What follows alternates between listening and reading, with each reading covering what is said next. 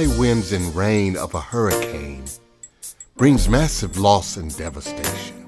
Understand that through the storm, God is blessing the fruits of irrigation. Always remember that.